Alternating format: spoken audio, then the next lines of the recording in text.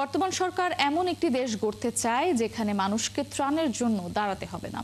সকালে রাজধানীর মোহাম্মদপুরে ত্রাণ ও ঈদ উপহার বিতরণের সময় প্রাথমিক ও গণশিক্ষা প্রতিমন্ত্রী ববি হাজ্জাজ একথা বলেন।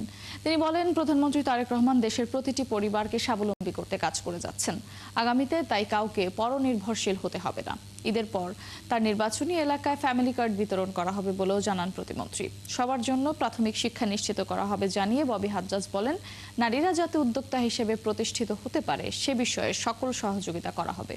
সবসময় আপনাদের পাশে আছি, কিন্তু আমরা চাই আগামী দিনগুলোতে এমন বাংলাদেশ তৈরি করা যখন এই ধরনের সহযোগিতা আপনাদের দিতে হবে না, এই ধরনের উপহার আপনাদের দিতে হবে না।